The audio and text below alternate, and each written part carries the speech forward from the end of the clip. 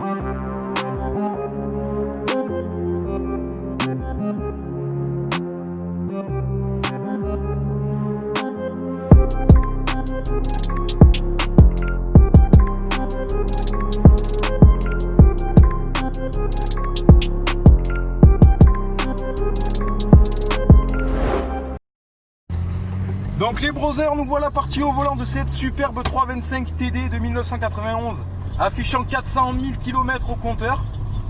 Donc on va commencer par les caractères techniques de cette voiture. Le 325 TD, donc c'est un série 3 de 2,5 litres, 6 cylindres en ligne de 115 chevaux.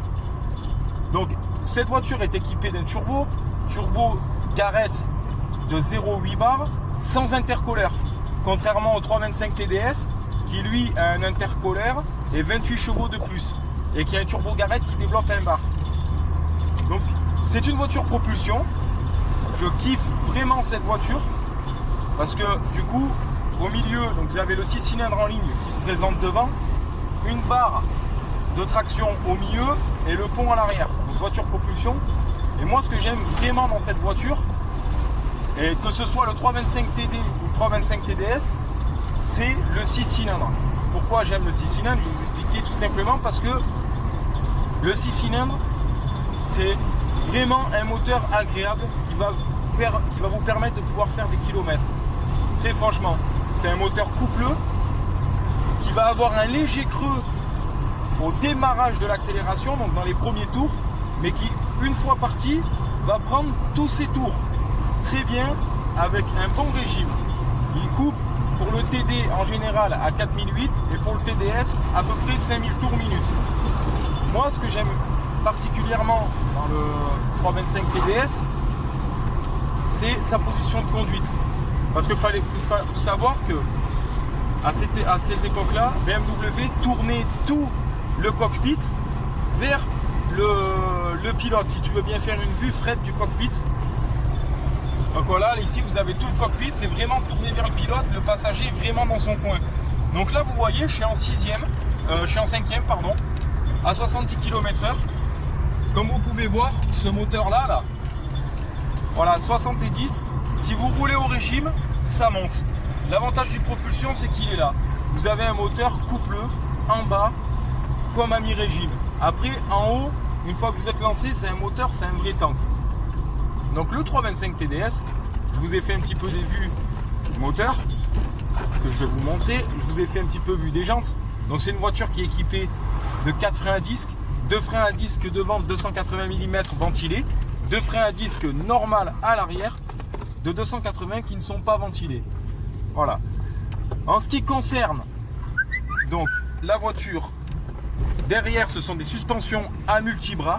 Seul défaut que je pourrais dire sur cette voiture au niveau de sa partie cycle, En fait, si vous voulez, les multibras, quand vous êtes vraiment à forte vitesse et que la route a tendance à être déformée, bombée ou quoi, vous allez sentir le cul qui va osciller un peu comme ça. Ça, c'est les multibras qui font leur travail. C'est vraiment le seul défaut, j'ai envie de dire, pour ce qui est de la partie cycle de la voiture. En ce qui concerne ces autres défauts, qu'est-ce qu'il faut contrôler quand vous achetez une 325 TD ou une 325 TDS? Le premier truc, ça va être la corrosion. Les batteries en général sur ces modèles se situent dans le coffre et là vous allez avoir une grosse corrosion. C'est vraiment dommage aussi au niveau des bas de caisse, donc ça à contrôler. Deuxièmement, il va falloir contrôler aussi la pompe injection. Alors ça c'est leur maladie. Pompe injection, joint de chapeau, joint d'embase, ça pisse comme un panier percé quand la voiture elle a mal été entretenue. Donc là, comme je vous disais, c'est un 325 TD de 1991, 400 000 km, troisième propriétaire, donc c'est une troisième main. Mon cousin qui est à côté de moi là, donc le propriétaire de la BM a déjà fait une pompe dessus. Voilà, c'est une opération qui est un petit peu onéreuse, mais qui vaut vraiment le coup d'être fait. Si vous voulez pas que ça vous arrive, il y a quelques trucs à faire de temps en temps. Voilà, pour sauver un petit peu la pompe injection. C'est quand vous la démarrez, de bien la laisser chauffer à l'arrêt, au moins 5 à 10 secondes. Parce que les culasses dessus, déjà, premièrement, sont fragiles. De bien attendre avant de la couper. Quand vous avez fait beaucoup de kilomètres, entre 5 à 10 secondes aussi, que le turbo se charge et que, voilà, tout se mette comme il faut. Donc, attendre aussi à l'arrêt avant d'arrêter le moteur. Il va y avoir aussi quelques trucs à faire. De temps en temps, un nettoyage de vanne EGR. C'est très important. Et de faire vos vidanges quotidiennement. Ça, c'est très important aussi. Pas attendre 10 000 km. Et là, déjà, vous allez pouvoir... je dirais pas que ça va intervenir sur l'efficacité de la pompe injection et je vous dirais pas que vous n'allez pas avoir de problème. Mais au niveau entretien, vous allez voir que du coup, vous n'allez pas avoir à faire grand-chose derrière. Qu'est-ce qu'on peut dire d'autre? Le 325 TDS, pourquoi je choisirais moi comme Young Timer mazout? Tout simplement parce que malgré les kilomètres que le moteur peut avoir, s'il a bien été entretenu, vous allez avoir un moteur fiable. Si vous faites un entretien, vous allez avoir un moteur fiable et endurant. Ce moteur là, même si vous tapez dedans et qu'il a 300 000 km, si c'est un TD avec 115 chevaux et si c'est un TDS avec 143 chevaux, vous allez vraiment avoir vos chevaux. Donc là je suis en troisième, ça monte, je suis au régime, j'appuie pas. C'est vrai qu'il n'y a pas un rapport poids-puissance énorme pour le TD, mais franchement pour le TDS, vous allez vraiment avoir votre coup de pompe au cul quand vous allez commencer à appuyer. Donc là vous voyez, je suis en troisième, 80, je passe ma 4. Et comme vous pouvez voir, et comme j'ai pu vous montrer, cette voiture elle est équipée d'une demi-ligne que j'ai fabriquée moi. Ça m'a pris 1 heure, demi-ligne avec un tube acier en 60 mm. J'ai fait 3 supports cylindres en bloc, on l'a monté. Donc ça y a apporté un peu de charme à cette voiture.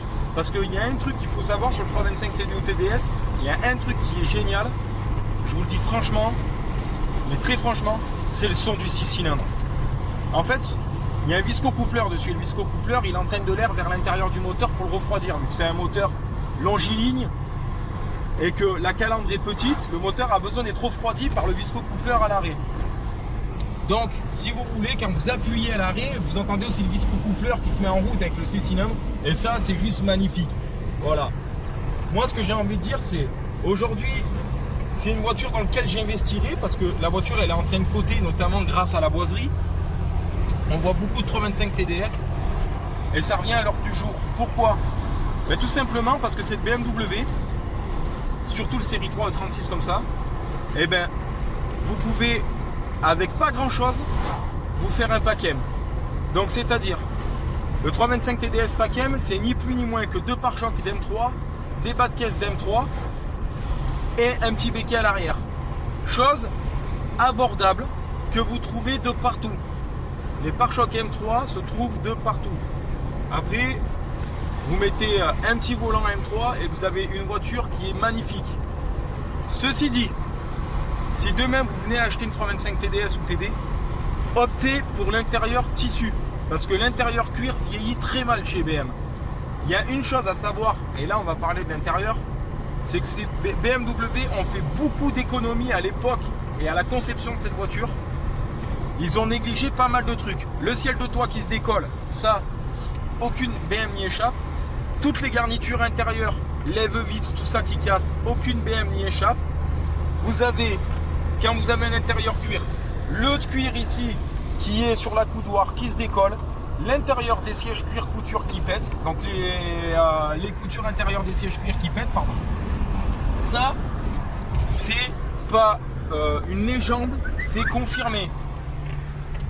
Après, qu'est-ce qu'on pourrait dire d'autre sur cette BM? Ben, la position de conduite, vous allez pouvoir régler votre position de conduite. Alors siège en profondeur, en hauteur, ça c'est vraiment agréable. Vous allez pouvoir vraiment adopter une position de conduite sport. Ça c'est vraiment le top. Alors hop, attention. C'est-à-dire que pour les grandes personnes, vous allez pouvoir descendre votre siège. Vous allez pouvoir aussi régler votre volant en hauteur et en profondeur. Et ça c'est vraiment agréable, moi j'aime bien.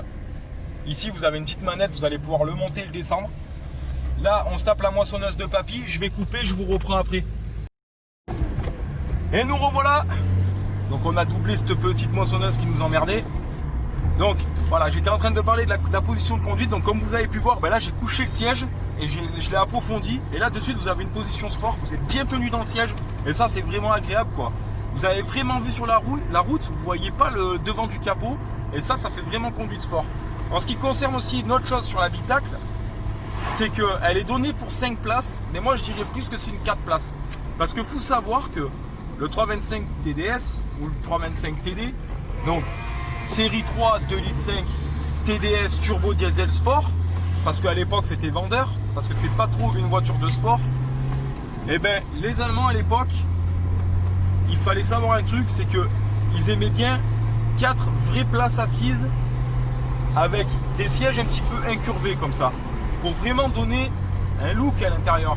Ça c'est un truc aussi à savoir. Donc c'est plus une 4 places qu'une 5 places. Celui que vous allez asseoir au milieu, très franchement, déjà il y a l'appui-coude dans le dos, donc il y a l'appui-coude derrière, et très franchement c'est pas agréable. Et dans un second temps, il va vraiment être sur une place étriquée. Donc là ce qu'on va faire, c'est que j'ai à peu près tout dit sur le 325 TDS. Je vais vous parler un peu des équipements et je vais vous refaire des buts ensemble. Donc au niveau des équipements, ben BMW, qu'est-ce qu'ils ont proposé?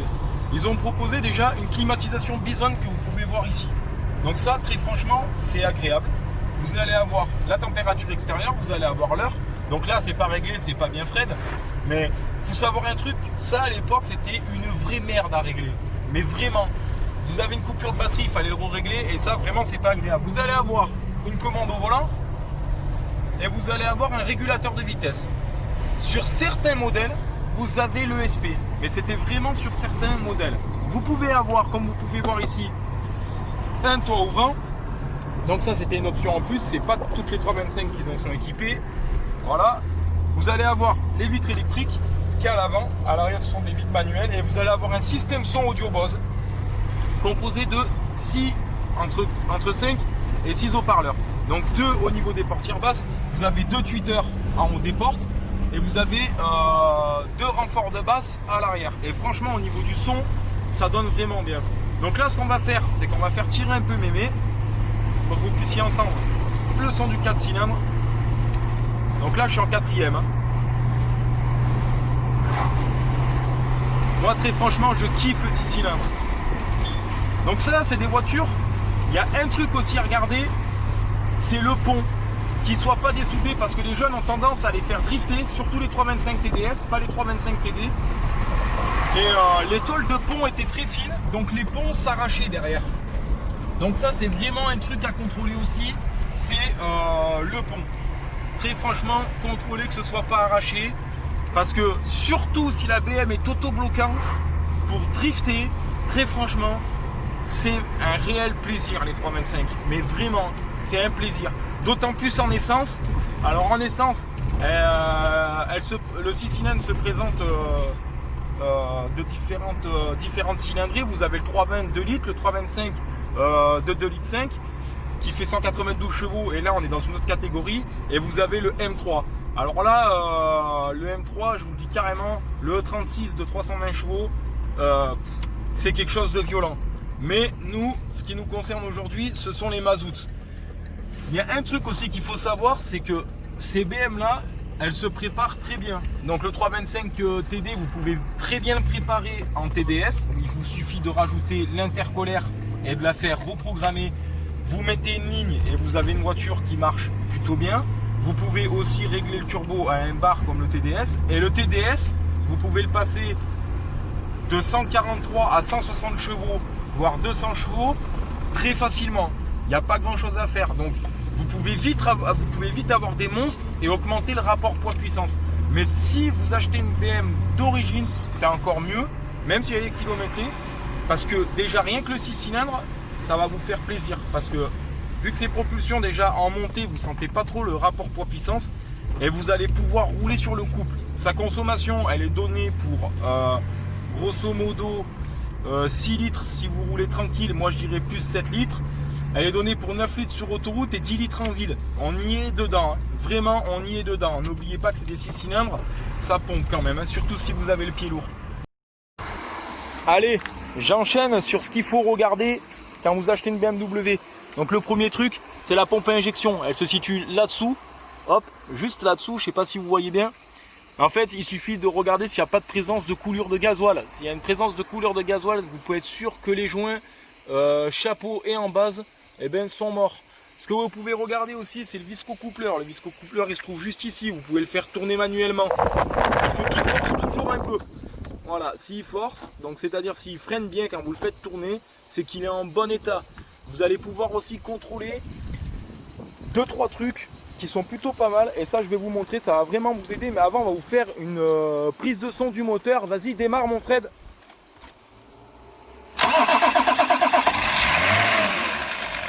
Voilà. Là, vous avez le son du 6 cylindres et vraiment c'est plaisant à écouter. Je vais vous faire écouter la demi-ligne que je lui ai montée dessus. Vas-y mon Fred.